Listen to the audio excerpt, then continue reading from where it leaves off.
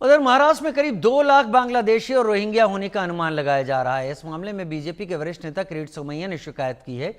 इसके बाद तहकीकात शुरू हुई है। पूरे मामले को लेकर बीजेपी के वरिष्ठ नेता किरीट सोमैया ने क्या कुछ कहा, सुनते हैं।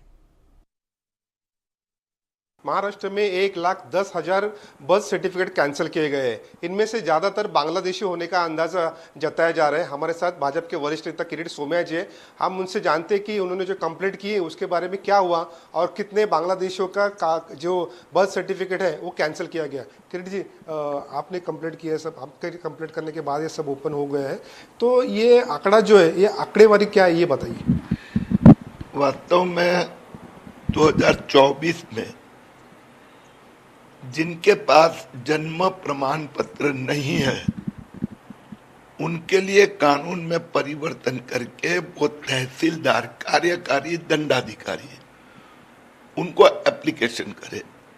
महाराष्ट्र में 2,24,000 एप्लीकेशन आए, उसमें से लगभग 2 लाख से ज्यादा लोगों ने अपनी एप्लीकेशन के साथ उनका यहाँ पर जन्म हुआ है या उनके भाई का, बहन का, माँ का, पिताजी का, ऐसा किसी का भी जन्म प्रमाण पत्र उनके पास नहीं है।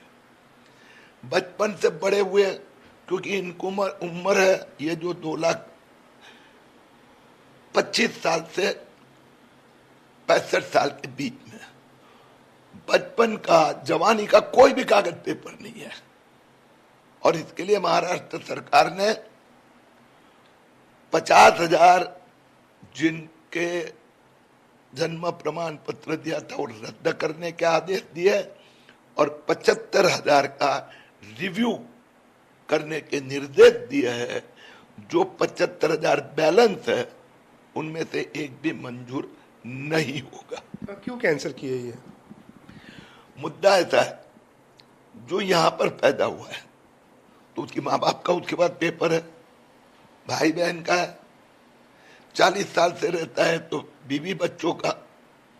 ये 2,23,000 में से 2 लाख के पास कोई भी कागज नहीं है। अभी का है उनके पास रेशन कार्ड या कुछ, तो इसका अर्थ ये हो गया है कोई हिंदुस्तान का नहीं है। हिंदुस्तान का नहीं है तो बांग्लादेशी हो या रोहिंग्या हो, उनको महाराष्ट्र में तो हम रहने नहीं देंगे। कितने बांग्लादेशी है, कितने रोहिंग्या है? ये जो 2 लाख में से कितने बांग्लादेशी और कितने रोहिंग्या? मेरी दृष्टि से, सरकार की दृष्टि से, वो यहाँ के नहीं है, यही काफी है। बाकी जो जांच है वो एटीएस या एनआईए करेगी। कर रही है कि एटीएस एनआईए कर रही है कि उनको भी आपने कंप्लेंट किया है? धीरे धीरे 25 जगह पर महाराष्ट्र में 25 शहरों में इन लोगों के विरुद्ध में गुना एफआईआर दर्ज हो गई है, जांच शुरू हो चुकी है। सर, ये महाराष्ट्र में कौन से जिले में हुए हैं, कौन से सिटी में हुए हैं?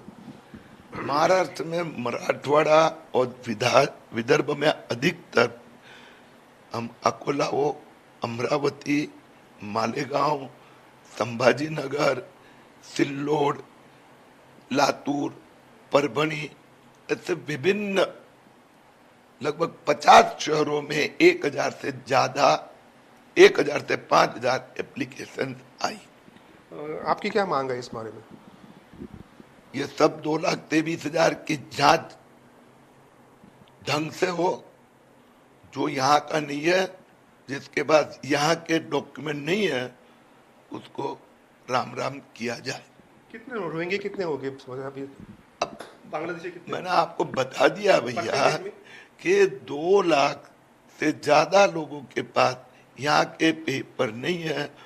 वो बांग्लादेश के हो या फिर वो रोहिंग्या हो या पाकिस्तान के हो, मुझे कोई फर्क नहीं पड़ता है, उनको यहाँ से बाहर जाना पड़ेगा। आपने कंप्लेंट की, उसके ऊपर क्या एफआईआर रजिस्टर हुआ, कौन से सेक्शन से एफआईआर रजिस्टर हुआ है? सब जांच शुरू है, 25 एफआईआर हो चुकी है। ठीक, thank you. Sudhakar Kashyap, India news, Mumbai. उधर सीआईएसएफ की सब इंस्पेक्टर गीता सामोता ने दुनिया की सबसे ऊंची चोटी माउंट एवरेस्ट पर तिरंगा फहराकर इतिहास रच दिया है। गीता सामोता ऐसा करने वाली सीआईएसएफ की पहली अधिकारी बन गई हैं। राजस्थान के चक गांव में जन्मी गीता को पर्वतारोहण का प्रशिक्षण भारत तिब्बत सीमा पुलिस प्रशिक्षण संस्थान में मिला। उन्होंने माउंट सतोपंथ और माउंट लोबुचे पर भी सफलतापूर्वक चढ़ाई की है। उनसे बातचीत की हमारे सहयोगी आदित्य कुमार ने। हमारे साथ में गीता समोता जी हैं। गीता समोता जी